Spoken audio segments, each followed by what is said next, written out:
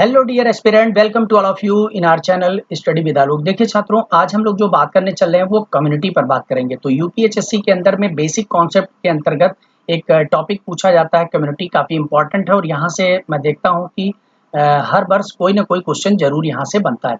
तो क्या पार्ट है, और इसको अपना कॉपी पेन लेकर के बैठेंगे, चीज़ों को नोट करते हुए चलेंगे।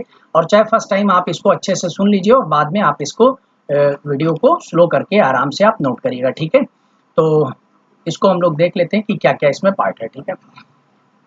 तो देखिए, कम्युनिटी जो है, जो समुदाय है, ये बेसिकली दो वर्ड से मिलकर के बना हुआ है, ठीक है। कम्युनिटी दो वर्ड से मिलकर के बना हुआ है।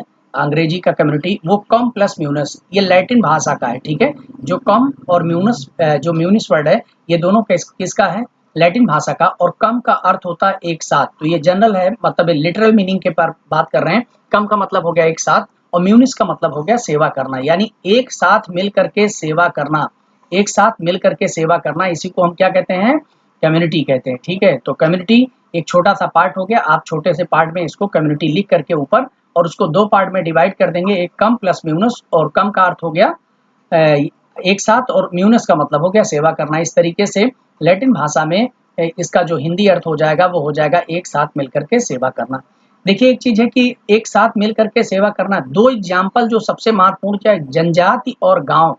जनजाति और गांव छात्रों, ये सबसे उपयुक्त उदाहरण समझे जाते हैं समुदाय के, ठीक है। तो इसको ध्यान रखिएगा। और बाकी अभी हम लोग बात करेंगे, एफ टानीज आगे आएंगे। तो एक एफ टानीज महोदय हैं, ठीक है। तो टानीज महोदय क्या कहते हैं? दो प्रकार के, एक जैमिन साफ्ट और एक जैसल साफ्ट की बात करते हैं। तो जो जैमिन साफ्ट है वो आपका समुदाय है, और जो जैसल साफ्ट होगा वो समिति से जुड़ेगा, ठीक है। तो ये बातें हैं, इसलिए मैंने इसको बता दिया। तो 1 to 1 करके समझते हुए चलेंगे और इनको देखेंगे कि क्या क्या पार्ट आते हैं। देखिए, आपका आज हम लोग ये कम्युनिटी वाला पार्ट कंप्लीट कर लेंगे पूरा अच्छे से, और देन उसके बाद में फिर एसोसिएशन को भी करेंगे और इंस्टीट्यूशन को नेक्स्ट कल वाले लेक्चर में दोनों लेक्चर एक साथ इंक्लूड कर लेंगे। इंस्टीट्यूशन और एसोसिएशन, समिति और संस्था, दोनों को इंक्लूड करके पढ़ेंगे। उसके बाद में एक लेक्चर और भी इस पे इंक्लूड करेंगे छात्रों की इनके मध्य में जो अंतर होते हैं, ठीक है। जैसे समुदाय का समाज से साथ में क्या अंतर होता है, डिफरेंस, ठीक है। जो आपका समुदाय का समिति के साथ में क्या अंतर है, समिति और संस्था में क्या अंतर है। इस टाइप से जो डिफरेंस वाले क्वेश्चन है वो आपके इंटरव्यू में भी पूछे जाते हैं, बेसिक कॉन्सेप्ट के अंतर्गत भी आते हैं, और छोटी छोटी चीजें हैं जो आपका हमेशा यहाँ से कोई ना कोई क्वेश्चन बनता है। तो इस पे हम लोग जो है आगे भी प्रिपेयर करेंगे। और साथ ही साथ में देखिए, आपके सिलेबस में मेंशन तो नहीं है सोसाइटी, लेकिन बट सोसाइटी को जरूर हम लोग पढ़ेंगे। तो एक हम अपलोडेड लेक्चर आपके पास में भेजेंगे सोसाइटी और सिंगल सोसाइटी पे, समाज और एक समाज क्या है, इसको भी मैं आप लोगों के लिए भेजूंगा, ठीक है। अब देखिए, समुदाय का मतलब क्या हो गया कि इसको हम लोग देख लेते हैं कि समुदाय के पास में बेसिक कैरेक्टरिस्टिक्स क्या होनी चाहिए, ठीक है। समुदाय कब होता है? देखिए, एक निश्चित भौगोलिक क्षेत्र, यानी समुदाय की जो सबसे बड़ी चीज है कि एक निश्चित भौगोलिक क्षेत्र, ये होना बहुत जरूरी है, ठीक है। दूसरी चीज है हम की भावना उसमें होनी चाहिए, यानी निश्चित भौगोलिक क्षेत्र में कुछ रहने वाले लोगों का समूह हो, ठीक है। यानी कि पहली बात तो लोगों का एक समूह होना चाहिए, ठीक है। लोगों का एक समूह तो जरूर होना चाहिए, लेकिन वो कैसा हो? एक निश्चित भौगोलिक क्षेत्र में हो, और साथ ही साथ में उसमें उनके मध्य में हम की भावना पाई जाती हो। हम की भावना का मतलब हो गया पारस्परिक निर्भरता, एक दूसरे के ऊपर निर्भर हो, जिसको हम सामधाविक भावना भी कह सकते हैं। ये औपचारिक ना होकर के कैसी होती है? अनौपचारिक। जैसे गांव में अनौपचारिक लोग एक दूसरे से जुड़े रहते हैं, इस तरीके से होना चाहिए, ठीक है। अब हम लोग एक बात यहाँ पर करेंगे कि एक कथन है मैकआइवर ह्यूम पेज। तो मैकआइवर ह्यूम पेज ने अपनी पुस्तक सोसाइटी, ये सोसाइटी जो बुक पुस्तक है, ये कई बार पूछी गई। तो मैकआइवर ह्यूम पेज ने अपनी पुस्तक सोसाइटी में एक आप लोग अंतर करके बताइएगा। मैकआइवर ह्यूम पेज की भी पुस्तक सोसाइटी है और ग्रीन महोदय की भी पुस्तक सोसाइटी है, लेकिन दोनों में क्या अंतर है ये आप लोग कमेंट करके आप लोग बताइए, ठीक है। बाकी हम आपको क्वेश्चन के माध्यम से ये दोनों क्वेश्चन पूछेंगे, और आपको बताना होगा कि ये ग्रीन की पुस्तक है या सोसाइटी, ये मैकआइवर की पुस्तक है, ठीक है। तो एक छोटा सा क्वेश्चन आप लोगों के लिए होमवर्क भी होता रहता है।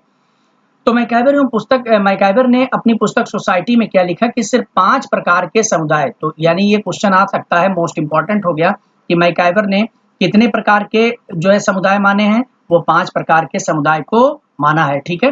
और साथ ही साथ में उन्होंने लिखा कि समाज के बाद प्राथमिक अवधारणाओं में दूसरा स्थान समुदाय का है। तो ये लाइन आप लोग नोट कर लेंगे कि समाज के बाद प्राथमिक अवधारणाओं में दूसरा स्थान अगर किसी का है तो वो समुदाय का है। इसका मतलब ये दूसरी अवधारणा समुदाय है। आपके सिलेबस में क्या दिया गया, पहली अवधारणा गायब है, जबकि पहली अवधारणा क्या होना चाहिए छात्रों, समाज होना चाहिए। तो इसका लेक्चर मैं भेजूंगा। और दूसरी अवधारणा क्या होनी चाहिए, समुदाय। तो पहली अवधारणा समाज और दूसरी अवधारणा समुदाय। यानी अगर समाज के बाद अगर प्राथमिक अवधारणा की अगर बात की जाए तो वो कौन है, समुदाय है। तो समाज का भी लेक्चर भेजा जाए। तो इन्होंने क्या किया कि 5 प्रकार के समुदाय बताएं कि कम्युनिटी 5 टाइप्स की हो सकती है, 5 होती हैं। कौन कौन सी माने हैं उनको भी हम लोग देख लेते हैं। देखो सबसे पहले गांव की बात उन्होंने किया हुआ, ठीक है, गांव यानी ग्राम को, ठीक है, विलेज जो है। और दूसरे नंबर पर उन्होंने बात किया पड़ोस की। तो गांव और पड़ोस ये इनको जो है माना कि ये जो है ये अस्थायित्व है, ठीक है। यानी अस्थायित्व क्यों माना जाता है भाई, क्योंकि ये परमानेंट होते हैं, ये चेंज नहीं होते हैं। तो बिल्कुल सही बात है। लेकिन वाकई में देखा जाए तो ये छोटे छोटे होते हैं, पड़ोस भी अपना छोटा सा, गांव भी अपना एक छोटा सा। तो इनको हम लघु समुदाय के अंतर्गत रख सकते हैं। मतलब ये डिवीजन लघु समुदाय और बृहद समुदाय ये इनका नहीं है, ठीक है। लेकिन हम यहाँ बात कर रहे हैं कि गांव और पड़ोस ये हमारे लघु समुदाय के रूप हैं। और ये अस्थायित्व होता है इसमें, ठीक है, परमानेंसी होती है, परमानेंट होते हैं। इसी के साथ साथ में और भी कुछ परमानेंट हैं, जैसे शहर। यानी मैकाइबर योम पेज ने 5 प्रकार के अस्थायित्व समूह बताए हैं या समुदाय बताए हैं। कौन कौन से, गांव है, पड़ोस है, शहर या नगर, कोई पर्टिकुलर शहर जैसे लखनऊ या कोई नगर इलाहाबाद, ठीक है, देश या राष्ट्र, ये भी भौगोलिक सीमा होती है। और साथ साथ में दुनिया का भी, यानी विश्व वर्ल्ड लेवल पर भी, ये भी एक हमारे प्लेनेट पर स्थित है, ठीक है। तो ये जो शहर हैं, देश, राष्ट्र हैं, विश्व, दुनिया का कोई हिस्सा, ये सब जो चीजें हैं वो हमारे किसके अंतर्गत आते हैं, बृहद समुदाय के अंतर्गत। ये सब कैसे हो जाएंगे, लघु समुदाय। और ये लघु समुदाय और बृहद समुदाय ये सब परमानेंट है, यानी गांव, पड़ोस, शहर, देश, विश्व, ये सब परमानेंट है। अब क्या है, टेम्पोरी कुछ ऐसे भी समुदाय बताए हैं। तो टेम्पोरी समुदाय जिसको कि अस्थायित्व जहां पर है, यानी जिसको मैकाइवर ने सीमांत समुदाय की बात की। तो अगर कभी क्वेश्चन आपसे पूछा जाए कि सीमांत समुदाय की अवधारणा किसने दी है, तो ये किसका हो जाएगा, ये आपका मैकाइवर योम पेज का। तो उन्होंने जेल को, घुमक्कड़ जो लाइफ है, एवं खाद्य संग्राहक जो समूह है, घुमक्कड़ और खाद्य संग्राहक समूहों को, और साथ ही साथ में आश्रम जो हो गए, ठीक है, या जो मठ है, या साधुओं की टोली, या प्रवासी समूह, इनको सबको किस कैटेगरी में रखा, इनको सबको सीमांत समुदाय में रखा है, ठीक है। मार्जिनल कम्युनिटी कहा, सीमांत समुदाय कहा, और इसमें अस्थायित्व होता है, यानी ये टेम्परेरी एक स्थान से दूसरे स्थान पर घूमते रहते हैं। अब इसी तरीके से छात्रों एक और भी इसमें टर्म आ जाता है, वो आ जाता है स्यूडो कम्युनिटी की, PSUEDO, ठीक है, PSEU, ठीक है, इसको थोड़ा अपडेट कर लीजिए, PSEUDO, pseudo community. Pseudo community की बात कौन करता है, ऐसा भी क्वेश्चन अगर आपके पास में है। स्यूडो कम्युनिटी जिसको हम कहते हैं छंदम, ठीक है, छंदम समुदाय की बात करते हैं। अगर ये आ जाए कि छंदम समुदाय की अवधारणा किसने दिया, तो ये गॉफमैन महोदय ने दिया है। किसने दिया है, गॉफमैन महोदय ने दिया हुआ है। तो गॉफमैन ने छंदम समुदाय यानी स्यूडो कम्युनिटी की बात किया। वैसे देखा जाए तो स्यूडो किस प्रकार का टर्म है, ये मैथमेटिकल टर्म है छात्रों, ठीक है। तो मैथमेटिकल टर्म से, इसलिए इसमें कोई आपको घबराने की, लेकिन वाकई में क्या है कि छंदम का मतलब क्या होता है, झूठा, ठीक है, जो हम मान लेते हैं, वास्तविक रूप से नहीं है, जिसको हमने मान लिया है, ठीक है, माना कि ये।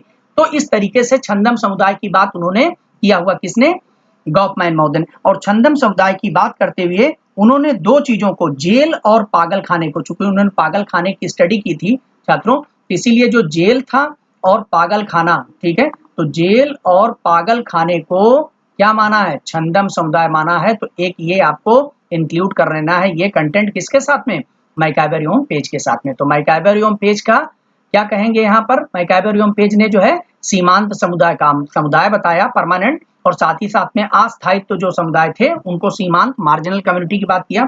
लेकिन इसी के लिए जब छंदम समुदाय की बात आ जाए, स्यूडो कम्युनिटी की बात आ जाए, तो गॉफमैन ने किया, और उसमें 2 एग्जाम्पल दिए थे, जेल और पागल खाने के लिए।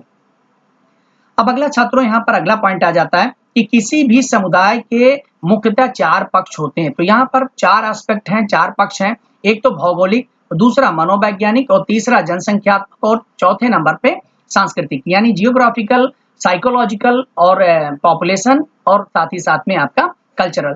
तो इसके आधार पर देखें, ज्योग्राफिकल में एक सबसे बड़ी चीज है कि निश्चित भौगोलिक क्षेत्र, यानी समुदाय के लिए जो सबसे महत्वपूर्ण विशेषता है वो है एक निश्चित भौगोलिक क्षेत्र। जैसे अगर हम समुदाय कहें और समूह कहें, तो समूह में भी लोग रहते हैं, हो सकता है परमानेंट ग्रुप हो, ठीक है, लोग रह रहे हो, लेकिन अब है क्या कि उसके लिए निश्चित भौगोलिक क्षेत्र नहीं है, लेकिन समुदाय के लिए निश्चित भौगोलिक क्षेत्र ये अनिवार्य अवधारणा है, ठीक है। दूसरी चीज मनोवैज्ञानिक के लिए क्या है, समूह में हो सकता है हम समूह हो या दे समूह हो, ऐसा हो सकता है, लेकिन यहाँ पर वी फीलिंग ये आपकी महत्वपूर्ण विशेषता, यानी यहाँ हम की भावना होनी ही चाहिए, ठीक है।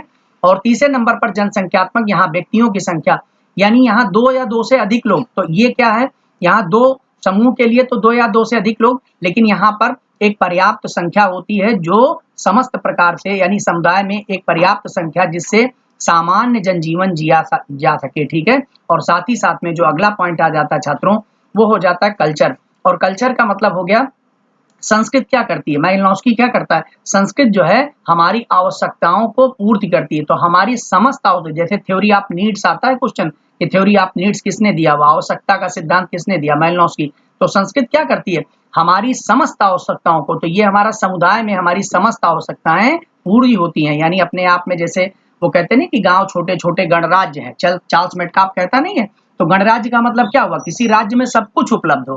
तो ये हमारे पास में जो समुदाय होते हैं, यानी हमारी समस्त जो आजीविका है वो यहाँ पर संपन्न हो सकती है, तो हमारी समस्त आवश्यकताओं की पूर्ति करने का काम करता है, तो ये हमारी कल्चर है, ठीक है। तो ये चार एस्पेक्ट हो गए, मोस्ट इंपॉर्टेंट है, इनको ध्यान रखिएगा, किसी भी तरीके से क्वेश्चन अगर पूछा जाता है तो आप इसको करने की कोशिश करेंगे।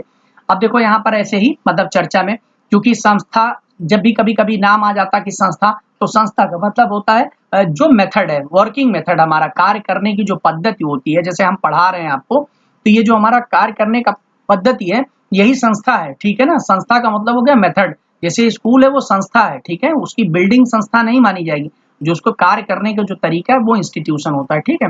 तो चलिए क्लियर हो, इसको हम आगे अभी डिटेल में बात करेंगे।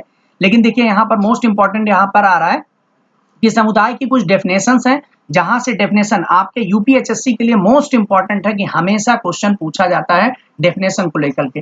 तो किंग्सले डेविस ने क्या कहा कि अपनी पुस्तक लिखी हुई थी ह्यूमन सोसाइटी, मोस्ट इंपॉर्टेंट, कई बार आई हुई है, और ह्यूमन सोसाइटी में समुदाय को लघुतम क्षेत्रीय समूह, तो बस इसी टर्मिनोलॉजी से लर्न करके रखेंगे। मैंने बताया कि डेफिनेशन को हमेशा लघुतम क्षेत्रीय समूह, बाकी ये सब चीजें नहीं लर्न करना है, इसको पढ़ भर लेना है।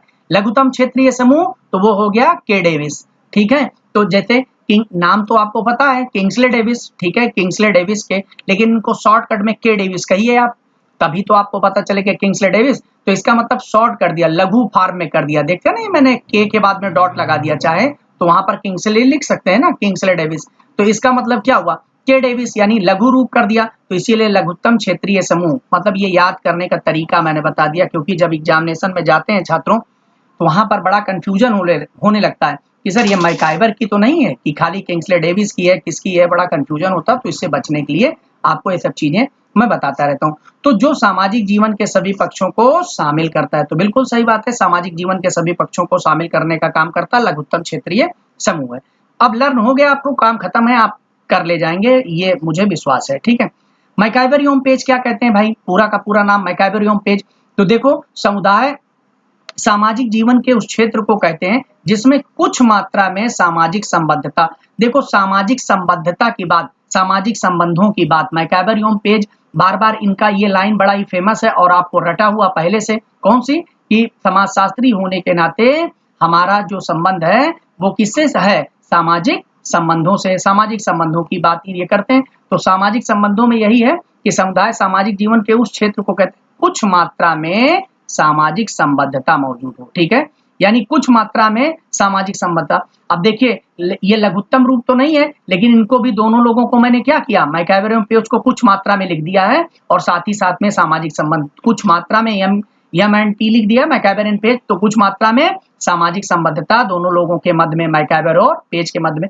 तो ये आपका लर्न करने का तरीका, क्योंकि फिर लर्न कैसे, देखिए छात्रों मैं आप लोगों को बता दूं कि सबसे महत्वपूर्ण जो बच्चे जा करके वहां फंस जाते हैं, जो एस्पिरेंट फंस जाते हैं, उनके लिए वो पढ़ते खूब हैं, खूब दबा के पढ़ते हैं, इतनी बार पढ़ते हैं, बहुत मेहनत करते हैं, लेकिन होता क्या, और इतना प्रेशर भी होता है उनके ऊपर कि निकालना ही है, लेकिन जब फाइनली एग्जामिनेशन में जाते हैं तो उनको कंफ्यूजन हो जाती है। लेकिन उस कंफ्यूजन के बीच चूंकि इतना पढ़ चुके हैं, तो ये मान के चलिए अगर वो 70 क्वेश्चन आया हुआ है तो वो 50 क्वेश्चन तो सूम करके तुरंत सही कर देते हैं, एकदम मारे खट से एकदम बिल्कुल 50 क्वेश्चन।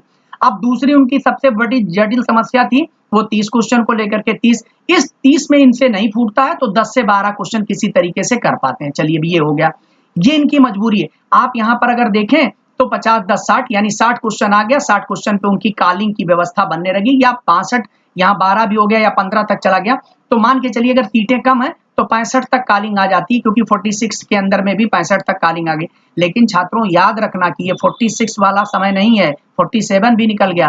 47 में आप लोगों ने देखा होगा कि क्या कहा गया था कि मेरिट सर 60 पे जाएगी और 25 पे ये, लेकिन अनएक्सपेक्टेड 63 क्वेश्चन और प्लस 27 जिसका रहा होगा वही सेलेक्ट हो पाए, इससे नीचे नहीं गई है मेरिट किसी सूरत में, ठीक है। क्योंकि याद रखिए कि जो ऐसे भी बच्चे बाहर हुए हैं जो 67 भी सही किए हैं वो भी बाहर हुए हैं, वो भी वेटिंग लिस्ट में पड़े हुए हैं। तो 67 मतलब पाने का मतलब आप समझ सकते हैं कि अगर इनको 13-14 नंबर दे दिया गया होगा तो ये भी बाहर बैठे होंगे, ठीक है।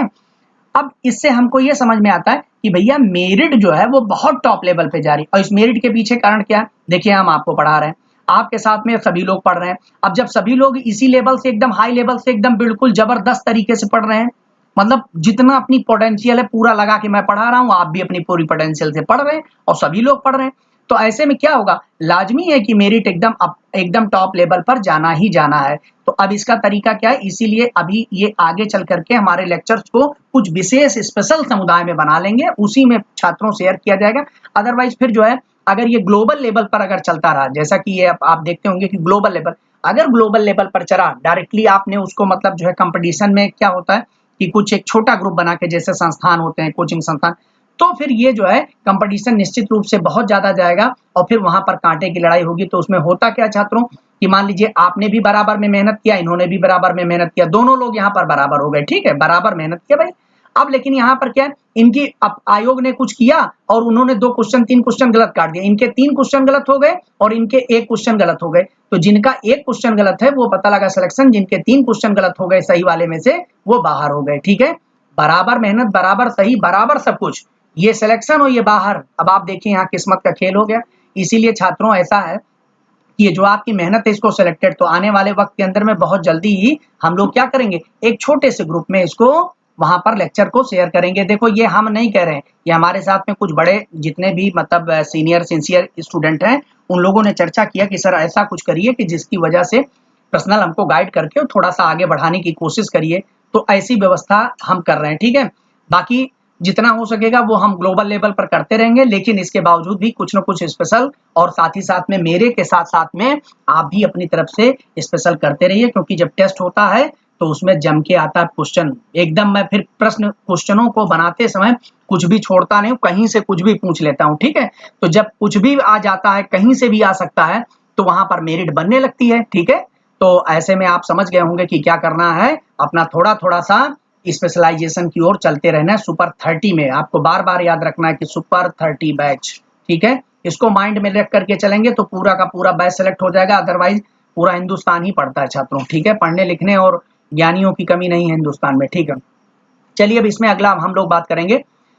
तो देखिए यहाँ पर क्या है कि बोगार्ड्स की डेफिनेशन, ये तो आप समझ गए कि मैकआइवर पेज, देखिए आर किंग्सले डेविस में के डेविस लघुत्तम क्षेत्रीय, मैकआइवर पेज दोनों के मध्य में रिलेशन, तो कुछ मात्रा में क्या सामाजिक संबद्धता, ये याद करने का तरीका है। और उसके बाद में बोगार्ड्स क्या कहते हैं, ये कहते हैं हम की भावना। बोगार्ड्स जो है वो क्या करते हैं, हम की भावना, आप इसको याद कर लीजिए, ठीक है। बोगार्ड्स हम की भावना, ठीक है। बोगार्ड्स जब होता है तो गार्ड साहब के अंदर में क्या होता है, ठीक है, गार्ड्स, ठीक है, वो गार्ड वो हटाइए, गार्ड जो होता है उसके अंदर में हम की भावना होती है कि जब ट्रेन चलती पीछे बैठा रहता तो उसके अंदर में हम की भावना रहती कि भाई ये ट्रेन हमारी है, हम इसकी सुरक्षा करते हैं, ठीक है। बोगार्ड्स क्या है, हम की भावना है, काम खत्म।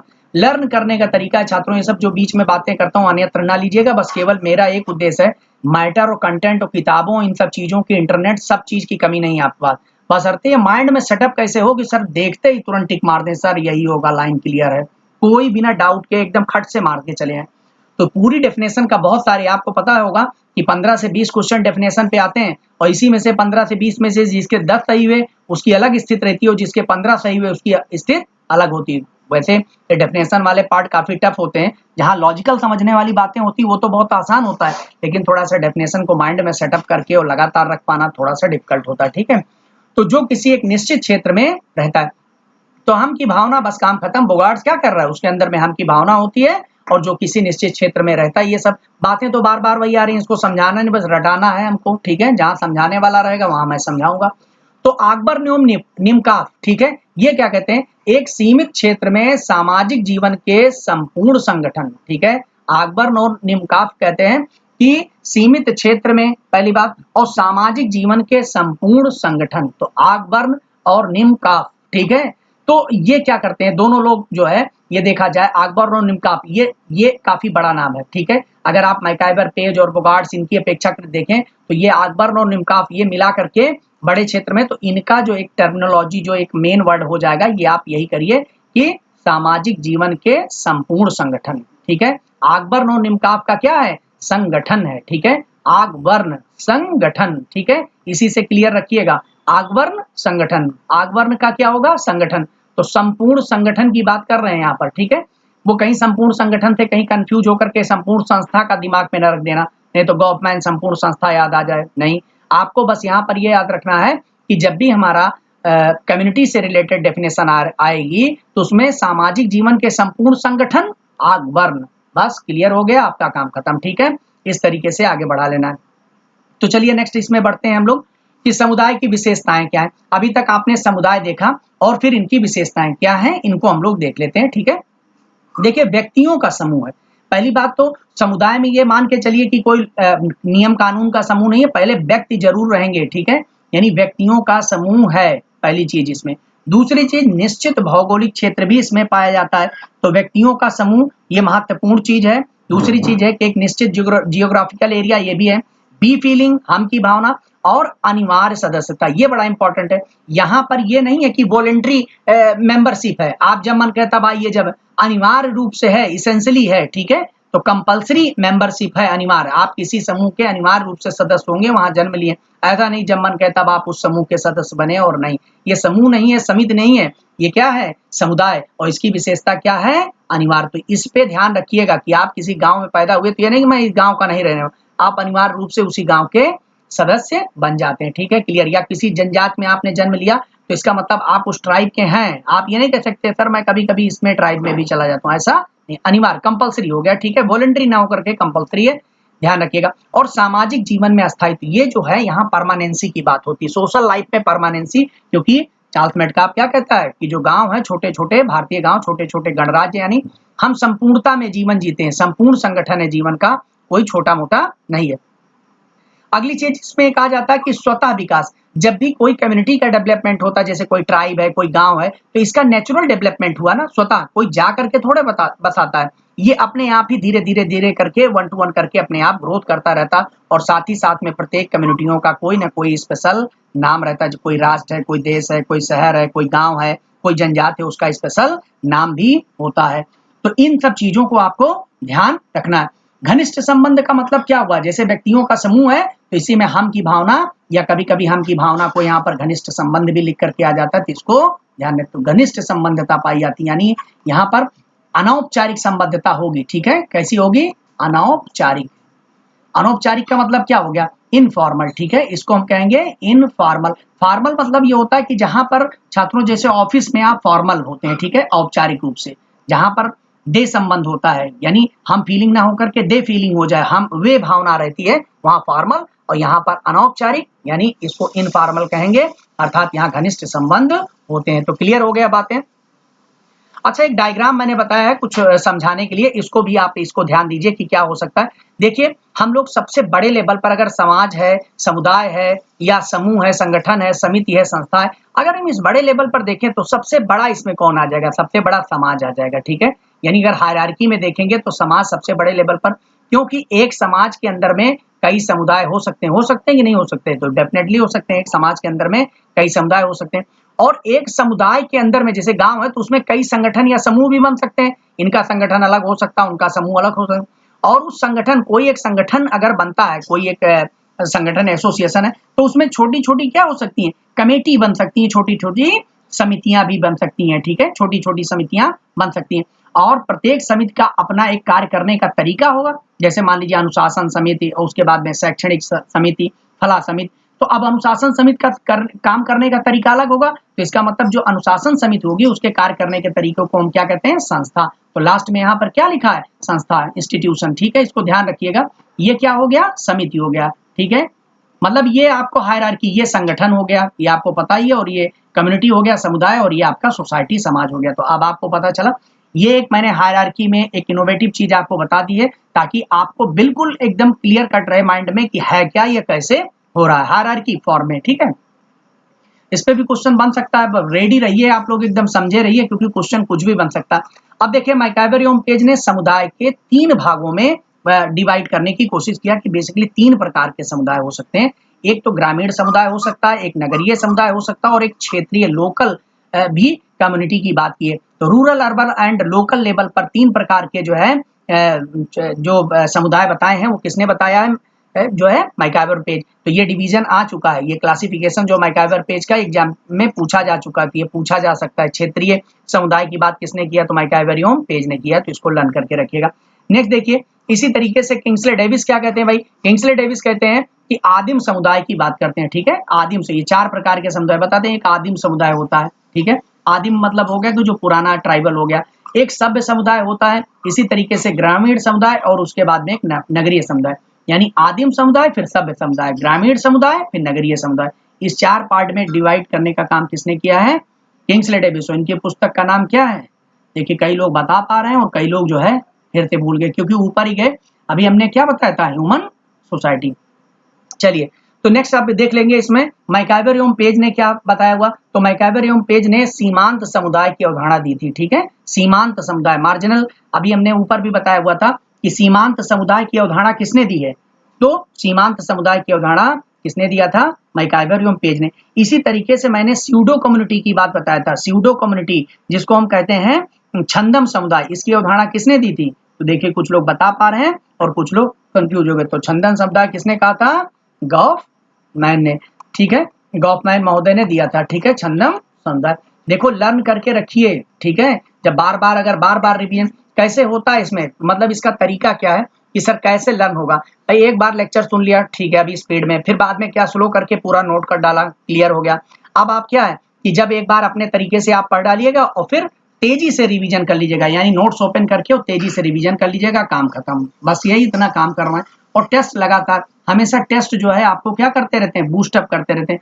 क्योंकि छात्रों, जो पहले लेक्चर के अंदर में मैंने चारों चीजें बताई थी, अगर इस चारों में से कोई भी पार्ट अगर आपका छूट गया तो मिशन आपका फेल होगा, पक्का समझ लीजिए। और चारों आपको पता होगा कि क्लासेज पूरे कंप्लीट कोर्स, फिर उसका नोट्स बनाना प्रॉपर, फिर इस तरीके से रिवीजन, और देन उसके बाद में टेस्ट सीरीज, ठीक है, यानी मॉक ड्रिलिंग करना जरूरी। और यही 4 काम करना, उसके बाद में लाइन क्लियर। दुनिया की कोई ताकत नहीं है जो हिला दे। और इन सब चीजों को करने के लिए कोई बहुत ज्यादा, जैसे कई विद्यार्थी एकदम बिल्कुल जैसे हौच पौच की स्थिति में रहते हैं, सर क्या होगा कैसे, अरे भाई कुछ नहीं होगा, आप नॉर्मली बैठ करके पढ़ते रहिए, बस रेगुलर, इसमें कुछ करना नहीं है। अगर आप रेगुलर रहें, प्रॉपर तरीके से धीरे धीरे चलने दीजिए, अपने आप ऑटोमेटिकली बढ़ता। अभी आप जब कोई विद्यार्थी अभी दम भरे, इतना अंदर में एक्साइटमेंट, इतना लेवल ज्यादा है, सर और दीजिए, ज्यादा लेक्चर दीजिए, 3-4 लेक्चर दीजिए एक दिन के अंदर में।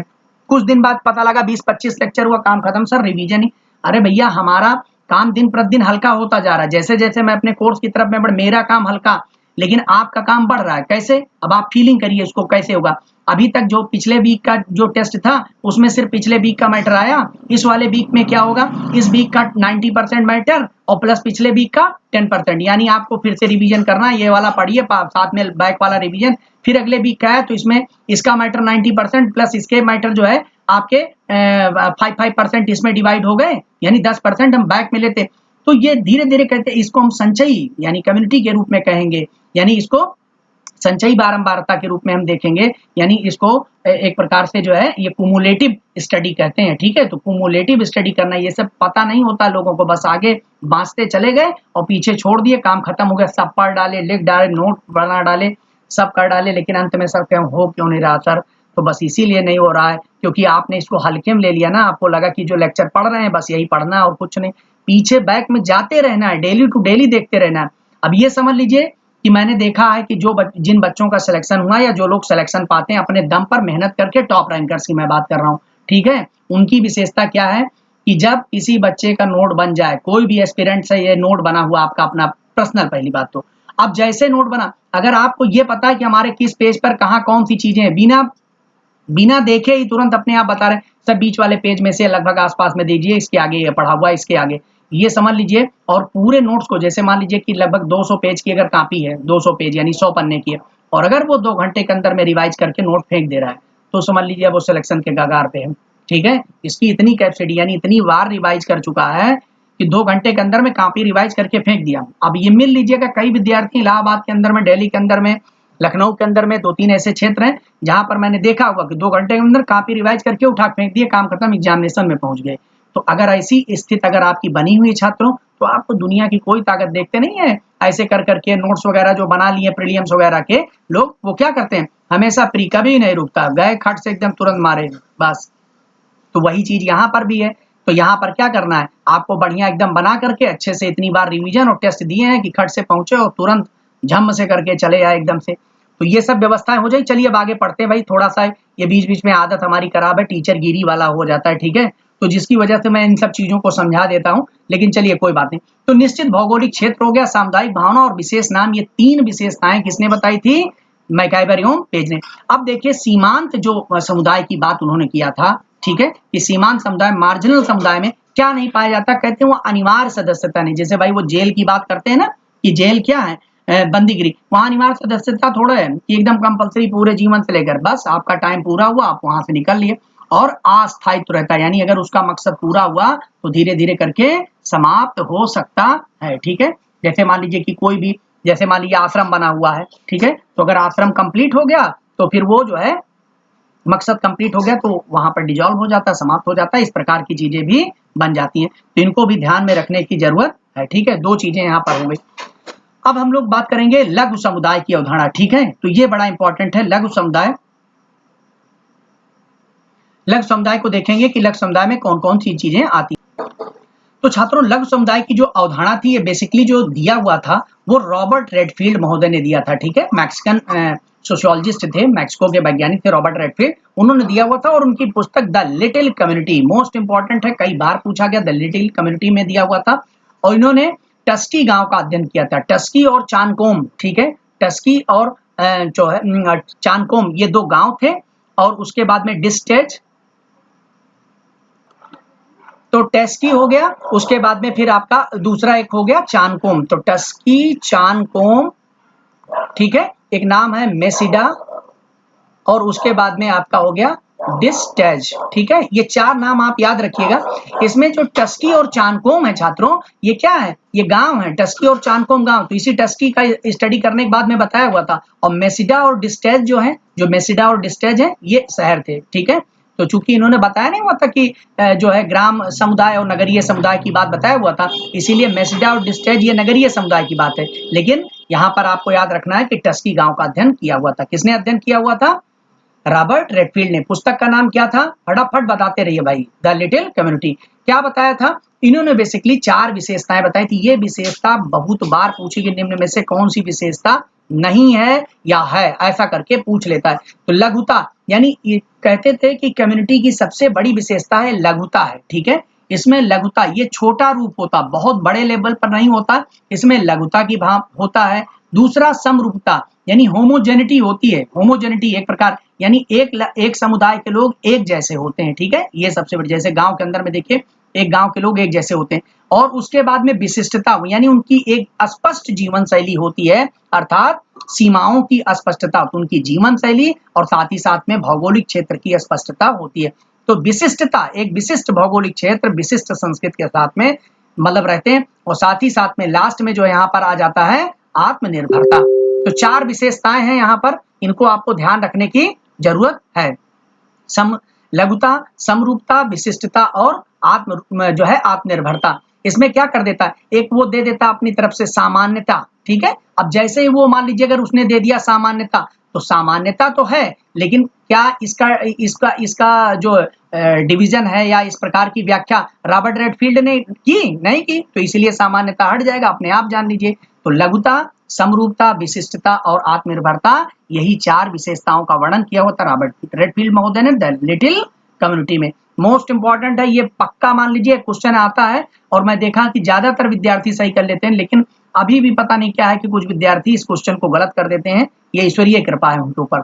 नेक्स्ट दे लेते हैं अगला क्वेश्चन कि रेडफील्ड ने क्या किया कि लघु समुदाय के बारे में बताया कि यह पालने से लेकर शमशान तक का प्रबंध है। तो ये लाइन आपको याद करके रखना है कि पालने से लेकर शमशान तक का जो है प्रबंध है, ये किसने किया है? Robert Redfield. चूंकि गांव की बात कर रहा है ना, गांव का अध्ययन किया है टस्की गांव का, तो पालने से लेकर के और शमशान तक का प्रबंध, ये बात किसने कहा हुआ है? ये रॉबर्ट रेडफील्ड ने। ये स्टेटमेंट बहुत बार पूछा गया, इसको ध्यान रखिएगा, मोस्ट इंपॉर्टेंट है, ठीक है। और ये स्टेटमेंट जो लगातार है, दूसरा वाला मोस्ट इंपॉर्टेंट है कि चार्ल्स मेटकाफ, अभी मैंने बताया है कि ग्रामीण समुदाय को, जो भारतीय ग्रामीण समुदाय है, खासतौर से जो भारतीय गांव है, ठीक है, ग्रामीण समुदाय, या इसमें वो सीधा सीधा भारतीय गांव को डिनोट करता है, भारतीय गांव को छोटे छोटे गणराज्य कहा है। वो कहता है कि इसके ऊपर युद्ध आते रहे जाते रहे, लेकिन ये अपने आप को बनाए रखा। तो जैसे भारतीय गांव देखते नहीं है, तमाम आक्रांता भारत को रौंदते रहे, लेकिन ये अपनी इस फ्लेक्सिबिलिटी के कारण अपने आप को आज भी बनाए रखा हुआ है, ठीक है। तो इसीलिए इनको छोटे छोटे, तो चार्ल्स मेटकाफ गणराज्य, बस आप इस टर्म से एकदम से दिमाग में रखिएगा, ठीक है। डोमिनियन कंट्री कहा हुआ, डोमिनियन कहा हुआ, चार्ल्स मेटकाफ गणराज्य, काम खत्म। टर्म पकड़िए और क्वेश्चन का आंसर सही करिए। यहाँ विद्वान ज्यादा बनने की जरूरत नहीं, पहले सिलेक्शन की जरूरत है, ठीक है। अब ये सब बातें मैं क्यों कहता हूँ छात्रों, ये भी जान लीजिए, क्योंकि सही बात बताएं, बहुत सारे ऐसे भी लोग हैं ना जो रट के मार के और सिस्टम जान करके क्वालिफाई कर लिए, और जब वो जाते हैं तो वहीं पर ट्रेनिंग लेकर के पढ़ाना सीखेंगे, ठीक है। आप में से तो बहुत सारे ऐसे लोग हैं जो बहुत विद्वान है, बहुत अच्छा पढ़ाएंगे, बहुत अच्छा करेंगे, लेकिन छात्रों ऐसा है कि यहाँ क्वालिफाई करना है सबसे पहले, ठीक है। और बाकी विद्वान कब बनता है आदमी? जब आप प्रोफेसर बन जाएंगे तो आपके पास इतना टाइम होगा, इतनी पुस्तकें, और रोज फिर पुस्तकों की पुस्तकें, और सब सारे लोग ला करके आपको पुस्तकें फ्री में देते रहेंगे, ठीक है। ये भी एक देखिए कि उसके बाद में फिर लाइन लगना शुरू हो जाएगी, और फिर आप इतनी पुस्तकों का अध्ययन करेंगे तो वाकई में विद्वान बन जाएंगे। असिस्टेंट प्रोफेसर से एसोसिएट प्रोफेसर होते होते विद्वान बन जाएंगे, अगर पठन पाठन में रुचि रखेंगे तो। इसलिए अभी यहाँ विद्वान की जगह बुद्धिमान बन करके क्या करना है? सिलेक्शन लेना है, काम खत्म हो। चलिए ठीक है, तो चलिए भाई इसमें आगे देख लेते हैं हम लोग कि राधा कमल मुखर्जी का कॉन्सेप्ट क्या है। राधा कमल मुखर्जी साहब ने, मोस्ट इंपॉर्टेंट है यहाँ question, democracy of the east, ये पुस्तक तो बहुत बार आपके एग्जामिनेशन में पूछी गई, डेमोक्रेसी ऑफ द ईस्ट। तो राधा कमल मुखर्जी साहब ने डेमोक्रेसी ऑफ द ईस्ट में क्या कहा? पंचायतों को मुंडा द्रविड़ संस्था माना। तो किसने पंचायतों को मुंडा द्रविड़ संस्था कहा? अभी हमें लग रहा है लास्ट टाइम ये क्वेश्चन आया भी हुआ था, है ना, ये मैंने देखा है कहीं ना कहीं ये पूछा गया था। तो ये मोस्ट इंपॉर्टेंट है, इसको आप लर्न करके रखिएगा, लगातार पूछा जाने वाला क्वेश्चन है, ठीक है। उसके बाद में बोगार्ट्स महोदय का देखिए स्टेटमेंट क्या है, कथन, ये सब इंपॉर्टेंट कथन है जो पूछते हैं कि मानव समाज का पालन पोषण ग्रामीण समुदायों में हुआ है। ये भी बड़ा इंपॉर्टेंट है कि मानव समाज का पालन पोषण ग्रामीण, देखिए ग्रामीण को बोगार्ट्स महोदय क्या कर रहे हैं, ग्रामीण को एक महत्व देते हुए ये कहते हैं कि जो ह्यूमन सोसाइटी है, जो इसका पालन पोषण हुआ है, बाद में शहर में आया, लेकिन जो इनिशियल लेवल पर पालन पोषण हुआ है वो कहाँ हुआ है? ग्रामीण महोदय में। तो इसको याद रखिएगा, बोगार्ट्स का ये इंपॉर्टेंट आ सकता है, बहुत जरूरी है, ठीक है, कि जो मानव समाज है, जो ह्यूमन सोसाइटी, इसका डेवलपमेंट जो लुक आफ्टर हुआ है वो किसमें हुआ? रूरल कम्युनिटी में। मेंडलबाम, झंडू बाम यहाँ पर नहीं है, इनका नाम है मेंडलबाम, ठीक है, याद करके रखना है बस। तो मेंडलबाम क्या कहते हैं कि गांव स्पष्ट रूप से अलग किया जा सकने वाला सामाजिक अथवा अवधारणात्मक बंडल ना होकर एक आधारभूत सामाजिक इकाई है। कहते हैं कि ये नहीं है कि गांव और शहर को अलग अलग करना है, ये नहीं है, ठीक है। ये मेंडलबाम यहाँ कहता है कि गांव स्पष्ट रूप से अलग किया जा सकने वाला सामाजिक अथवा अवधारणात्मक बंडल नहीं है कि एक छोटा सा बंडल हमने बना दिया कि ये देखो ये गांव है, इसको आप देख रहे हैं, ठीक है, ऐसा नहीं है, बल्कि क्या है, बल्कि एक आधारभूत सामाजिक इकाई है, यानी कि जो हमें यहीं से आधार प्रदान, यानी कि जो ये लाइन ऊपर बोगार्ट्स महोदय कहते हैं उनको ये जस्टिफाई कर रहे हैं। जैसे मानव समाज का जो बेस है वो ग्रामीण समुदाय है, इनडायरेक्टली इन्होंने कहा, तो इसका मतलब हो गया कि भले शहर, लेकिन उनको जो बैकअप देने का काम करता आधारभूत सामाजिक इकाई वो हमारा गांव ही है। ये बात किसने कहा है? ये बात कहा है मेंडलबाम ने। तो मेंडलबाम कहते हैं कि ये कोई बंडल नहीं है, ठीक है, बंडल मेंडल, ठीक है, बस इसको याद रखिए, बंडल मेंडल, ठीक है, बंडल नहीं है, ठीक है। मेंडल किसकी बात कर रहा है यहाँ पर? बंडल, तो मेंडल बंडल नहीं है बल्कि आधारभूत सामाजिक इकाई। काम खत्म हो गया, लर्न करने से मतलब है, बाकी क्या है, बाकी वहां पर छात्रों ये नहीं कहता कि आप पूरी डेफिनेशन सुनाओ, बस आप आया, क्वेश्चन भी सामने और आंसर भी सामने, सीधा टिक मारा, बस यही आंसर है, काम खत्म हुआ। ठीक है, इतना केवल कला सीखना है छात्रों, ज्यादा अभी कलाकारी नहीं सीखना है। इंटरव्यू वाले फेज में हम सब आपको बताएंगे क्या करना है। अभी बस सीधा कला सीखना है, कम से कम समय के अंदर में ज्यादा से ज्यादा क्वेश्चन करके खत्म करना है। ठीक है, अब इसी तरीके से गांव स्पष्ट रूप से अगर बात की जाती है तो आप लोगों को मैकाइवर एवं पेज का जो वो कथन है उसको दिमाग पे रखिएगा। वो कहते हैं कि गांव और शहर के मध्य में स्पष्ट अंतर नहीं किया जा सकता, इसको दिमाग पे रखिएगा कि मैकाइवर एवं पेज इसी बात को कहता है कि गांव और शहर के मध्य में स्पष्ट अंतर नहीं किया जा सकता है। ठीक है, कि कहाँ गांव खत्म होता है और कहाँ से शहर शुरू होता है, इसको हम बता नहीं सकते। तो इस तरीके से भी मैकाइवर एवं पेज का कथन है, इसको दिमाग में रखिएगा। चलिए अब आगे, हो सकता है वो आपको मिल जाए या नहीं होगा तो आप नोट कर लीजिएगा।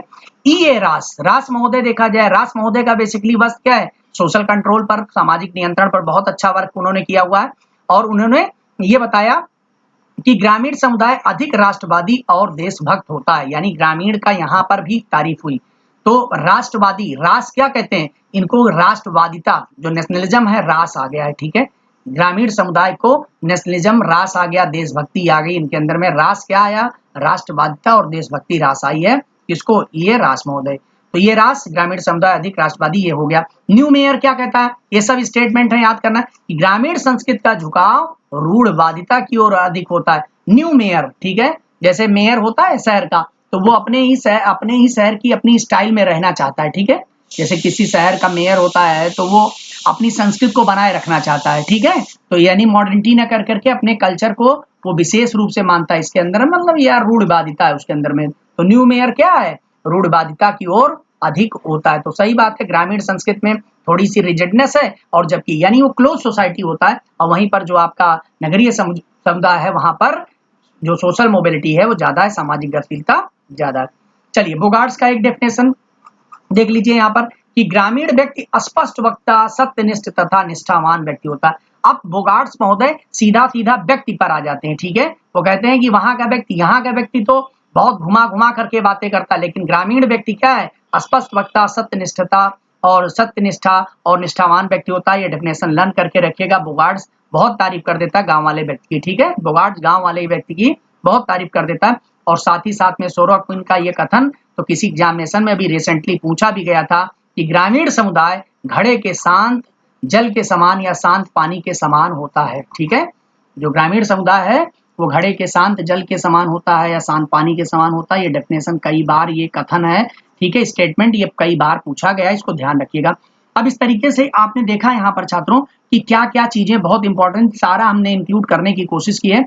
अब इसके आगे वाला पार्ट देख ले कि विभिन्न समाजशास्त्रियों ग्रामीण और नगरीय समुदाय को निम्न नामों से पुकारा है। यहाँ से क्वेश्चन जरूर आता है, क्योंकि ज्यादातर दो ही प्रकार के बेसिकली इस समय पढ़े जा रहे हैं, ग्रामीण और नगरीय समुदाय। तो ग्रामीण और नगरीय, रूरल और अर्बन सोशियोलॉजी पढ़ाते समय हम बताएंगे कि principle of rural and urban sociology में सोरोकिन और जिमेनमैन 8 प्रकार से अंतर बताते हैं, वो हम लोग आगे चर्चा करेंगे। ठीक है, कि जो principle of rural and urban sociology है उसमें सोरोकिन और जिमेनमैन ने 8 प्रकार के अंतर के माध्यम से ग्राम और नगर के मध्य में अंतर बताया। लेकिन हम चूंकि यहाँ पर समुदाय की बात कर रहे हैं तो ग्रामीण समुदाय और नगर समुदाय को किस किस नाम से क्या क्या, जैसे रॉबर्ट रेडफील्ड अगर ग्रामीण समुदाय को क्या कहते हैं लघु समुदाय। तो ग्रामीण को लघु और नगरीय को बृहत समुदाय, रट्टा मार के रखिए, क्वेश्चन हमेशा मिलता है।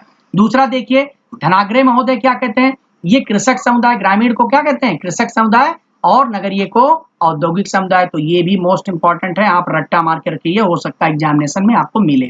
किंग्सले डेविस क्या कहते हैं, प्राथमिक समूह और द्वितीयक समूह के रूप में। तो किंग्सले डेविस प्राथमिक समूह और द्वितीयक समूह, और वहीं पर रॉबर्ट रेडफील्ड लघु समुदाय और बृहत समुदाय।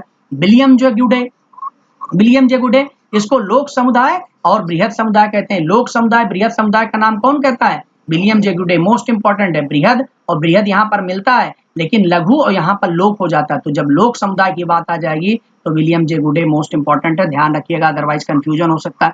टॉनीज मैंने बताया था कि जयमिन साफ्ट और जयसल साफ्ट, तो दो चीजें बार बार आती हैं, जयमिन साफ्ट और जयसल साफ्ट। मिन यहाँ पर देखिए समुदाय, ठीक है, समुदाय, और ये यहाँ पर क्या है समिति। तो देखो यहाँ पर समिति सा है, जयसल साफ्ट सा आ गया, तो जयसल सा से समिति हो गया, और जयमिन समुदाय। ठीक है, तो इसका मतलब माँ शब्द यहाँ पर आ रहा है समुदाय। तो भाई गांव क्या है, गांव एक प्रकार से गांव में समुदाय का कॉन्सेप्ट ज्यादा है, और शहरों के अंदर में नगरीय में क्या है, समितियां हैं। तो बस एकदम यफ्टानीज का याद रखिए कि जो ग्रामीण समुदाय उसको क्या कहा, समुदाय, और जो यहाँ नगरीय है उसको क्या कहा, समिति का। काम खत्म हो गया। और इसी तरीके से लास्ट में आगे बढ़ेंगे। एमिल डर्कहाइम महोदय दुर्कीम क्या कहते हैं, यांत्रिक समाज, ठीक है, यांत्रिक समुदाय और सावी, ठीक है, मैकेनिकल और ऑर्गेनिक, ठीक है। तो मैकेनिकल कम्युनिटी और ऑर्गेनिक कम्युनिटी की बात, यांत्रिक और सावी समुदाय की बात किसने किया हुआ था, डर्कहाइम महोदय ने। तो मोस्ट इंपॉर्टेंट, इसको ध्यान रखिएगा। नेक्स्ट देख लेते हैं कि डॉक्टर एस.सी. दुबे साहब क्या कहते हैं, ठीक है। शरद चंद्र दुबे जी क्या कहते हैं कि इन्होंने समुदाय के वर्गीकरण के 6 आधार पर बांटा है। कहते हैं देखो 6 आधार है ग्रामीण समुदाय के, 6 बेसिस हैं, ठीक है, कि ग्रामीण समुदाय 6। एक तो पहला क्या, आकार, सदस्यों की संख्या और भौगोलिक क्षेत्र पर आधारित हो सकता है, ठीक है। एक ग्रामीण समुदाय का एक क्लासिफिकेशन, उसका आकार क्या है, उनकी सदस्य संख्या क्या है, और या उनके भौगोलिक क्षेत्र पे आधारित हम कर सकते हैं। दूसरा उन्होंने कहा कि प्रजातीय एवं जातियों पर आधारित, कौन सी प्रजातियां रहती हैं वहां पर या कौन सी जातियां, इस पर आधारित हम ग्रामीण समुदाय को डिस्ट्रीब्यूट। दूसरा भूमि के मालिकाना हक के आधार पर, ठीक है, कर सकते हैं। नेक्स्ट हो सकता है अधिकार एवं सत्ता आधारित समुदाय पर कर सकते हैं, और अन्य समुदाय से दूरी के आधार पर भी कर सकते हैं, और साथ ही साथ में क्षेत्रीय परंपरा पर आधारित कर सकते हैं। तो अभी वाला क्वेश्चन पूछा नहीं गया, लेकिन आपको इतना रट के रखना है जरूर कि एस.सी. दुबे साहब ने ग्रामीण समुदायों का वर्गीकरण कितने आधार में किया है, 6 आधार किया है। बस ये मोस्ट इंपॉर्टेंट, इसको याद रखिएगा, ठीक है। तो 6 बेसिस पर किया हुआ, इसको आपको ध्यान रखने की जरूरत है। अब इसी तरीके से ब्रजराज चौहान साहब ने, तो ब्रजराज चौहान साहब ने क्या किया कि ग्रामीण समुदाय की 4 व्यवस्थाओं का उल्लेख किया कि 4 व्यवस्थाएं वहां पर ग्रामीण समुदाय के अंदर में 4 व्यवस्थाएं, ये मोस्ट इंपॉर्टेंट है, ये पूछा जा चुका है, कई बार आ भी चुका है। एक तो उन्होंने बताया कि गांव ऐसा हो सकता है, जो ग्रामीण समुदाय है, एक गांव ऐसा हो सकता है कि एक गांव हो एक ही जात हो। जैसे कोई कहीं पर गांव बना हुआ, उसको कहा पाड़िक पुरवा, तो इसका मतलब एक गांव एक ही जात वहां पर है, तो इसका मतलब हो गया ये एक गांव हो गया। अब एक गांव अनेक जाति, मान लीजिए जगदीशपुर, तो अब क्या हुआ, एक गांव है, वहां पर विभिन्न प्रकार की जातियां रहती हैं, ठीक है। अब दूसरी चीज है, एक जाति रहे लेकिन अनेक गांव में रहे, तो एक ही जात है लेकिन इस गांव में, उस गांव में, और तमाम गांव में, चाचीपुर में भी रहती है, इस तरीके से बात करते हैं, ठीक है। और अनेक जात अनेक गांव की बात कर दिया जाए, तो इसका मतलब हो गया अनेक जातियां अनेक गांव में रहती हैं। तो ये जो डिवीजन है, एक गांव एक जात, एक गांव अनेक जात, एक जात अनेक गांव, अनेक जाति अनेक गांव, इस प्रकार का डिवीजन किसने किया, ब्रजराज चौहान साहब ने किया, ठीक है। बस इतना याद रखिएगा। अब उसके बाद में थोड़ा सा 10 मिनट का और छात्रों, कई छात्र हमारे घबराने लगते हैं, ठीक है। तो बस वही है, पेशेंस और मेहनत कितनी है आपके अंदर में, इसीलिए मैं कहता हूं कि अपना 10 सवा 10 बजे तक अपना खा पी करके रेडी रहिए, ताकि जब मेहनत करना शुरू करिए तो उसके बाद में फिर आपको पीछे नहीं हटना है। क्योंकि छात्रों, ये जो एग्जामिनेशन है आपका, कमिंग एग्जामिनेशन है, ये आर और पार की लड़ाई है, और ये आपका व्यक्तिगत रिजल्ट नहीं है। आप हमेशा ये मान के जाए मेरा रिजल्ट, मेरी मेहनत तो मेरा, ये आपका व्यक्तिगत रिजल्ट नहीं है छात्रों, ये आपके पूरे परिवार का रिजल्ट है, आपके पूरे परिवार का भविष्य है। तो इस तरीके से मान करके अगर आप इसको मेहनत करेंगे, तभी आप अंतिम रूप से सफल हो पाएंगे, ठीक है। तो आइए देख लेते हैं, नगरीय समुदाय की बात करेंगे तो अर्बनिस्ट शब्द का क्या है, लैटिन भाषा से लिया गया। तो अर्बनिस्ट वर्ड जो है लैटिन भाषा से लिया गया, और अर्बनिस्ट का मतलब ये हो जाता है शहर, ठीक है। थियोडोरसन क्या कहता है, यानी कि थोड़ा सा हम लोग नगरीय समुदाय के बारे में चर्चा करेंगे, बाकी नगर के बारे में, इसके उत्पत्ति वगैरह को लेकर के अलग से लेक्चर डिटेल्ड में होंगे। लेकिन अभी हम लोग ग्रामीण और नगर को, थोड़ा सा ग्रामीण पे चर्चा किया, तो थोड़ा सा नगर पे चर्चा करके इस लेक्चर को फिनिश करेंगे। तो थियोडोरसन एक डेफिनेशन देता है कि नगरीय समुदाय वह समुदाय है जिसमें उच्च घनत्व, आकृषि व्यवसाय की प्राधीनता, जटिल श्रम विभाजन, अत्यधिक विशेषीकरण और क्षेत्रीय सत्ता की औपचारिक व्यवस्था पाई जाती है। तो थियोडोरसन की डेफिनेशन से ही आप जान जाएंगे कि जितनी विशेषताएं हैं, भाई यहाँ पर हाई डेंसिटी होती है, ठीक है, नॉन एग्रीकल्चर ऑक्यूपेशन होता है यहाँ पर कॉम्प्लेक्स डिवीजन ऑफ लेबर है, ठीक है, स्पेशलाइजेशन भी हो गया, और यहाँ पर औपचारिक फॉर्मल एक अथॉरिटी पाई जाती है। बस काम खत्म हो गया। किंग्सले डेविस इस पर देखिए, गांव के अलावा शहरों पर भी किंग्सले डेविस चर्चा करते हैं। पुस्तक उनकी सेम है, कौन सी, ह्यूमन सोसाइटी। अब उन्होंने ह्यूमन सोसाइटी में नगरीय समुदाय को लेकर क्या कहा, इसको हम लोग देख लेते हैं। तो नगरीय समुदाय को परिभाषित करते हुए कहा, वैयक्तिकता, प्रचलन, गतिशीलता, धर्मनिरपेक्षता और नवीन आविष्कारों के प्रति द्रुत अपसरण करने वाला समूह नगरीय समुदाय कहलाता। यानी नगरीय समुदाय की अगर इन विशेषताओं की बात किया जाए तो किसने कहा है, वो नगरीय समुदाय। अब निम्न में से कौन सी नगरीय समुदाय की विशेषता नहीं, वो यही आएगा। जैसे वैयक्तिकता यहाँ पर है, वैयक्तिकता इंडिविजुअल, ठीक है, और यहाँ पर प्रचलन, ठीक है, प्रचलन भी बहुत तेजी से चीजें, गतिशीलता या कम गतिशीलता ज्यादा, तो यहाँ ज्यादा गतिशीलता, धर्मनिरपेक्षता विशेषता है जबकि गांव में धार्मिक हो जाएगा, नवीन आविष्कारों के प्रति तुरंत रुझान ज्यादा है, अपसरण है, और वहां पर आविष्कार धीरे धीरे फैलते हैं। तो इस तरीके से ये विशेषताएं नगर की हो जाती हैं। लुईस विर्थ का, ठीक है, ये आपका ये हमेशा पूछा जाता है लुईस विर्थ का। तो इन्होंने क्या जो है दिया हुआ कि सामाजिक भिन्नता वाले व्यक्तियों के बृहद किंतु घने बसे हुए बड़े लेवल पर और जो हाई डेंसिटी वाले अस्थायी आवास समूहों को ही हम नगरीय समुदाय कहा जाता है। तो सही बात है छात्रों, आप लोग ये जान लें कि नगर और जो शहर मतलब जो गांव और शहर के मध्य में बेसिक जो अंतर है वो पॉपुलेशन को लेकर के ही है, ठीक है, क्योंकि गांव और शहर के अंदर में देखा जाए तो गांव में भी वही सारी व्यवस्थाएं शहर में भी हो गई हैं, लेकिन आज की डेट में लेकिन जो बेसिक अंतर अभी भी अगर आपको दिखता है, ऐसे तो अंतर 8 आधार पे, लेकिन जो बेसिक अंतर है वो यही क्या है, पॉपुलेशन हाई डेंसिटी, यहाँ पर जो है हाई डेंसिटी रहती है, कहाँ पर, शहर के अंदर में। तो ये याद रखिएगा, अस्थायी आवास समूह लेकिन हाई डेंसिटी होनी चाहिए, ठीक है, हाई डेंसिटी होगी तब वो नगरीय समुदाय कहलाएगा, तो आप इसको याद रखिएगा, ठीक है। चलिए नेक्स्ट यहाँ पर आ जाता है, रॉबर्ट रेडफील्ड ने नगरीय समुदाय की कुछ विशेषताएं बताई हैं, ठीक है। तो नगरीय समुदाय की क्या क्या विशेषताएं, क्वेश्चन पूछा जा सकता है कि नगरीय समुदाय की कौन सी विशेषता नहीं, बृहद आकार, काफी बड़ा समूह होता है, देखते ही है नगर बड़े बड़े, और दूसरी चीज है हाई डेंसिटी, ये सबसे ज्यादा उच्च घनत्व, देखिए नहीं है कि एक एक बिल्डिंग के अंदर में वहां 1,000 लोग हैं, और गतिशीलता की तीव्र मांग, गतिशीलता मतलब जो सामाजिक गतिशीलता, ये लगातार क्वेश्चन पूछा जाता है, ठीक है ना। ये जो सामाजिक गतिशीलता है, सामाजिक गतिशीलता का मतलब क्या हुआ, क्या आवागमन हो गया, नहीं, कई विद्यार्थी इसको लेकर के कंफ्यूज। सोशल मोबिलिटी का मतलब होता है चेंज इन स्टेटस, जो सामाजिक व्यक्ति की परिस्थिति में जो बदलाव है, तो शहर के अंदर में जो स्टेटस चेंज करने का संसाधन ज्यादा उपलब्ध होता है, वहां जल्दी से स्टेटस लोगों के चेंज होते हैं, ठीक है, इसीलिए इसको सोशल मोबिलिटी आप नाम दीजिएगा, ठीक है, चेंज इन स्टेटस की बात। तो गतिशीलता यहाँ पर शहरों में ज्यादा है। और गैर कृषि व्यवसायों की प्रमुखता, भाई नॉन एग्रीकल्चर, ये तो आपका क्लियर ही है। और सामाजिक और आर्थिक विषमता का प्रकट स्पष्टीकरण, यहाँ पर सोशल और इकोनॉमिकल विषमता स्पष्ट रूप से पाई जाती है, यानी यहाँ पर first class, second class, third class, fourth class, ये सब ज्यादा। गांव में क्या होमोजेनिटी है, सीधा सीधा एकदम जानिए, गांव में होमोजेनिटी, सब एक जैसे दिखते हैं, ठीक है। और यहाँ पर हेट्रोजेनिटी, यहाँ first class, second class, third class, fourth class, ये सब चीजें ज्यादा होती रहती हैं। थोड़ी सी चीजें और भी देख लेते छात्रों हम लोग कि देखिए विभिन्न समाजशास्त्रियों के अनुसार नगर के प्रकार क्या है, तो ये डिटेल्ड में पढ़ेंगे आगे, लेकिन अभी 2 यहाँ पर अवेलेबल है, उनको मैं आपको बता रहा। ममफोर्ड जो है वो क्या कहता है कि वो 5 प्रकार के नगर की बात करता है, इथोपोलिस, पोलिस, मेट्रोपोलिस, मेगापोलिस, नेक्रोपोलिस। ये आपको सीक्वेंस लर्न करके रखना ही है, ये सीक्वेंस पूछा जाएगा, ये क्वेश्चन आता है तो यहाँ क्वेश्चन गलत होता है। इथो, पहले इथो फिर पोलिस, ठीक है, इथो केवल याद करिए, इथो पोलिस, मेट्रो, मेगा, नेक्रो, ठीक है, इथो पोलिस, ये पोलिस हटाइए, केवल इथो पोलिस और मेट्रो, मेगा, नेक्रो, ठीक है, मेट्रो, मेगा, नेक्रो, ये इसी तरीके से याद रखिए, इथो पोलिस, मेट्रो, मेग्रा, नेक्रो, ऐसे करके लर्न कर लीजिएगा। इथो का कॉन्सेप्ट क्या है, जब शुरुआत होती है, यानी जो थोड़ा सा केवल टाउन एरिया बनता है, यानी 5,000 से 50,000 जनसंख्या हो जाए। पोलिस का मतलब हो गया 50,000 से लेकर के 1 लाख हो जाए। मेट्रो सिटी जो होते हैं जहां पर 1 लाख से 10 लाख हो जाते हैं। मेगा जो शहर हो जाते हैं वो 10 लाख से 50 लाख शहर के बीच में। और नेक्रोपोलिस जहां पर 50 लाख से 1 करोड़ के बीच में सब क्या हो जाती। और नेक्रोपोलिस क्या है, सभ्यता का विनाश, जैसे रूसो कहता है ना ये कि शहर जो है वो सभ्यता के विनाश के सेंटर हैं। तो इस तरीके से नेक्रोपोलिस के बाद में सभ्यताएं विनष्ट होने लगती हैं। चलिए अब नेक्स्ट देख लेते हैं।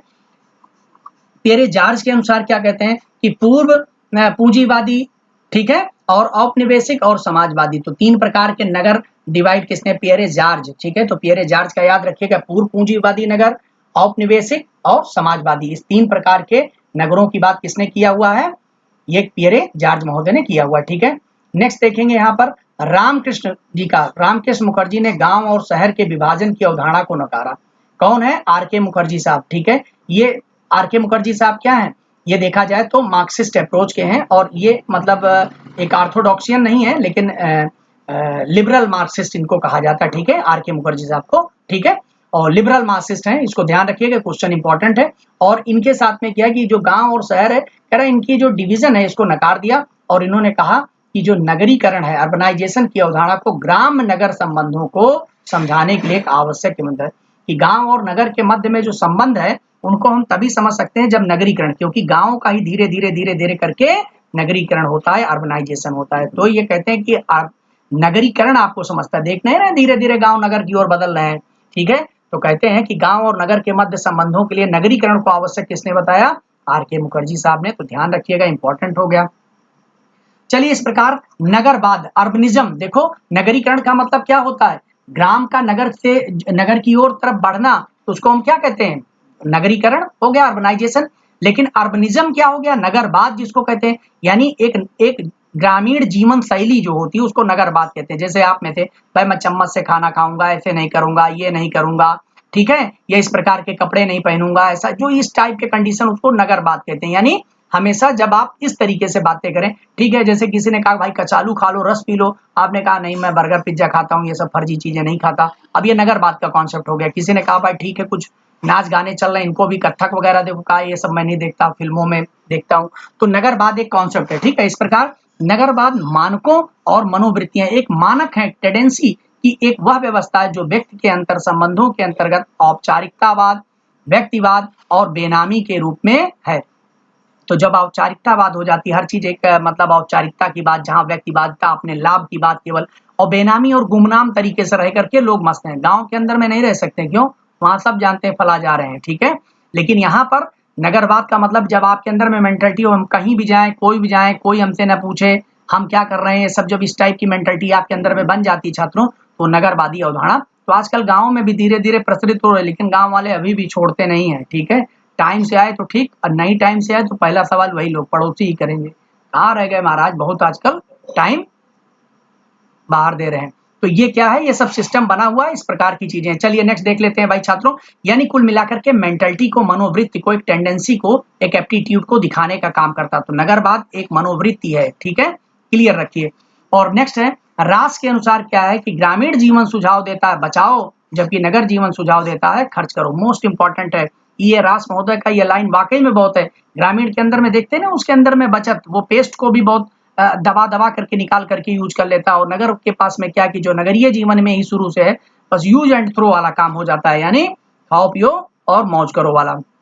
तो रास जो है नगरीय जीवन का सुझाव देता है खर्च करो। ये थोड़ा सा डेफिनेशन अपने तरीके से दिए हैं, फिलहाल नगर वाले भी काफी सुधर गए हैं बहुत सारी चीजें, लेकिन फिलहाल जो दिए हैं स्टेटमेंट याद रखना। तो रास का कॉन्सेप्ट सिर्फ इतना कि ग्रामीण जीवन सुझाव देता है बचाओ, और नगर जीवन सुझाव देता है कि खर्च करो। बोगार्ट्स का क्या यहाँ पर आ गया? बोगार्ट्स कहते हैं कि अत्यधिक वर्ग विषमताएं नगर के लक्षण है। तो अत्यधिक वर्ग, बोगार्ट्स, ये बहुत अच्छा, ये कई बार पूछा भी गया, लास्ट यहाँ पे खत्म होता है कि बोगार्ट्स कहता है कि अत्यधिक वर्ग विषमताएं, जहां पर बहुत सारे क्लास हो, first class, second class, third, क्योंकि मैंने बताया हेट्रोजेनिटी होती है शहर के अंदर में, ठीक है, नगरों में, और जबकि गांव में होमोजेनिटी। तो अत्यधिक वर्ग विषमताएं नगर के लक्षण है, कौन कहेगा? बोगार्ट्स। इसको लर्न करके रखिएगा, ठीक है। तो ये सब सारी चीजें बहुत ही महत्वपूर्ण हो गई छात्रों, और इनको आपको ध्यान करके रखना है, ठीक है। अब कभी कभी नगर की बात, अब यहाँ से देखिए लेक्चर यहाँ पे फिनिश हो रहा है, तो थोड़ा सा एक पेज और हम समझा दें। कभी कभी आपने देखा होगा कि यहाँ पर समुदाय की बात कर रहे हैं। समुदाय का मतलब निश्चित भौगोलिक क्षेत्र और एक सामान्य जनजीवन रहता है, लेकिन आप कभी कभी एक क्षेत्र, रीजन की बात करते हैं, प्रदेश की बात, एक कोई रीजन बना होता है, ठीक है। जैसे रीजनलिज्म की बात करा है, क्षेत्रीयता की अवधारणा जो है आर के मुखर्जी, राधा कमल मुखर्जी साहब ने दिया हुआ, ठीक है। तो ये है क्या? क्षेत्र क्या है? क्षेत्र और नगर जो समुदाय है, दोनों में अंतर है। तो समुदाय कैसे अलग है उसको हम लोग क्षेत्र को देख ले। क्षेत्र का जो अप्रोच हो जाता है वो बेसिकली क्या हो जाता है? वो नेचुरल के भाव में आ जाता है, ठीक है। अब आप देख लीजिए कि क्षेत्र का भाव कैसे उत्पन्न होता है। देखो हेगेट महोदय कहते हैं कि पृथ्वी तल का वह भाग, बिल्कुल फिजिकल वाला भाग है, फिजिकल ज्योग्राफी वाला, कि पृथ्वी तल का वह भाग जो एक विशेष लक्षणों के कारण अपने समीपवर्ती अन्य भागों से भिन्न समझा जाता है, प्रदेश या क्षेत्र कहलाता है। देखो रीजनलिज्म का जो कॉन्सेप्ट है, क्षेत्रीयता की अवधारणा दिया था, और जो कह लीजिए कि सोशल इकोलॉजी, जो सामाजिक इकोलॉजी की बात उन्होंने किया हुआ था आर के मुखर्जी साहब। वो कहते हैं कि जहां पर जैसा रीजन होगा, जैसे मान लीजिए, इस बात को हम समझाने के लिए यहाँ पर बताएं कि सपोज करिए भाई, मान लीजिए कि कोई भारत के नक्शे में अगर यहाँ गुजरात वाले साइड में रहता है, ठीक है, जैसे अगर हम लोग बात करें, अगर मान लीजिए कि इस तरीके से बना हो, तो गुजरात में अगर रह रहा है तो यहाँ पर उसको किस तरीके से मकान वगैरह बना कि भाई वहां पर भुज जैसा जो है भूकंप ना आ जाए। कोई यहाँ पर जो अगर आपका माउंटेनियस रीजन में रह रहा है, तो इसका मतलब वो माउंटेनियस छटा को लेकर रहेगा। ये जो बीच वाला गंगा का गंगेटिक मैदान है, इसके अंदर में कृषि किसानी वाला, इसके इधर जो पठारी वाला आ जाएगा, तो इसका मतलब यहाँ पर जो है आपका वो बेसिकली किस पे वर्क करेगा, माइन वगैरह पे वर्क करेगा। और जो तटीय वाले क्षेत्र हैं ये मछली और इन सब चीजों से काम करेंगे। मतलब छात्रों जो भूभाग है अपने विशेष लक्षणों के कारण अन्य जगहों की अपेक्षाकृत डिफरेंट समझा जाता, और जहां जैसा होगा वहां पर उसी प्रकार की सोशल इकोलॉजी हो जाएगी, अर्थात वहां रिसोर्सेज, नेचुरल रिसोर्सेज वैसे होंगे, वैसे मेंटलिटी होगी, वैसे समिति बनेगी, वैसे संस्था बनेगा, और वैसे वहां पर डेवलपमेंट होगा। ये बात पहली बार जो सोशल इकोलॉजी की बात किया हुआ था, किसने किया हुआ था, राधा कमल मुखर्जी साहब। जो आगे इंडियन थिंकर को हम पढ़ाएंगे तो उसमें बात करेंगे, ठीक है। तो इस तरीके से देखें तो ये इनकी कुछ विशेषताएं, यानी समुदाय अलग है, समुदाय में एक क्षेत्र तो हो गया, लेकिन वो क्षेत्र से ज्यादा कल्चर पर फोकस कर रहा है, केवल एक ज्योग्राफिकल एरिया बता रहा है। और यहाँ पर ये प्रदेश का मतलब एक भौगोलिक क्षेत्र की बात कर रहा है। क्या है, संपूर्ण भाग में भौगोलिक तत्वों की समरूपता। भाई जो जैसे पर्वतीय तो उसको पर्वतीय, पठारी तो पठारी, मैदानी तो मैदानी, ठीक है। विशिष्ट स्थित जैसे हिमांचली हो गया। एक जैसे लक्षण, वहां पर लाल भूमि वाली काली मिट्टी पाई जा रही, और समान विचार और समरूपता। देखिए यहाँ पर ये आ गया कि जब मान लीजिए अगर कोई तटीय क्षेत्र पे है तो इसका मतलब मछली को व्यापार के रूप में समझेगा। अब कोई यहाँ पर नॉर्थ इंडिया के अंदर में, साउथ इंडिया के अंदर में बैठा है और यहाँ पर और मछली का ही व्यापार हो रहा है, लेकिन अब कोई कहे भैया देखो यहाँ पर हम मछली नहीं खा सकते हैं, ठीक है, मीट मांस, तो ना खाइए फिर यहाँ पर, क्योंकि यहाँ तो यही चीजें उपलब्ध हैं, फिर आपको जिंदा रहने के लिए जैसे भी तैसे आप मैनेज करेंगे। तो यहाँ पर इस तरीके से चीजें बनी हुई है, यानी वहां पर व्यापार ही उसी का होगा, उसी का सिस्टम, उसी की चीजें। अब नारियल चटनी हम नहीं खाएंगे, यहाँ पर कोई गले में खराश हो जाती तो ना खाइए, लेकिन साउथ में यही मिलेगा, ठीक है। तो ये स्थितियां अलग, वहां पर उसी प्रकार की चीजें डेवलप हो जाती हैं, ठीक है छात्रों, ये समझ गए होंगे। इसको मैं आर के मुखर्जी वाले पार्ट में डिटेल में आपको बताऊंगा। लेकिन यहाँ जो भी चीजें हैं, प्रदेश का मतलब यहाँ पर हो गया भौगोलिक क्षेत्र। ओडम एवं मूर ने 5 प्रकार के प्रदेशों की चर्चा कहा। 5 प्रकार के प्रदेश हो सकते हैं, रीजन 5 प्रकार। एक तो प्राकृतिक क्षेत्र हो गया, ये आप जानते हैं। दूसरा महानगरीय प्रदेश, कोई महानगरीय प्रदेश जो विशेष रीजन में हो। दूसरा, एक तीसरा वर्गीय प्रदेश की बात करते हैं, यानी कोई विशेष जनरीति हो, उत्तर भारत की जैसे नौटंकी वगैरह, इसके माध्यम से तो विशेष जनरीतियां वहां पर कहीं फैली हो उसके आधार पर। एक प्रशासकीय प्रदेश जैसे एनसीआर, दिल्ली वगैरह हो गया, या पुदुचेरी, ये सब हो गया। और राज्यों का समूह प्रदेश, जैसे राज्यों का समूह जैसे पूर्वांचल, तो पूर्वांचल के जितने भी डिस्ट्रिक्ट मिला करके ये सब मिला करके क्या बन गया, पूर्वांचल मिल गया। तो कुछ जिलों को मिला करके उसके प्रदेश बन जाते हैं। तो इस तरीके से 5 ओडम और मूर ने 5 प्रकार के प्रदेशों की चर्चा की। तो छात्रों ये पार्ट हम लोग यहीं पर फिनिश करते हैं। काफी देर तक हमारे साथ बैठे, और आप सबके पेशेंस को मैं बिल्कुल सलाम करता हूँ, कितनी देर तक सुन पाते हैं। भाई छात्रों देखो, बोलना आसान है, बोलते समय तो हम अपना बिजी रहते हैं, बहुत सारा काम करते हैं, लेकिन आप इतनी देर तक बन करके पूरी तन्मयता के साथ में आपने इस लेक्चर को सुना, आप सभी बधाई के पात्र हैं, और निश्चित रूप से सफलता आपको मिलेगी। धन्यवाद छात्रों।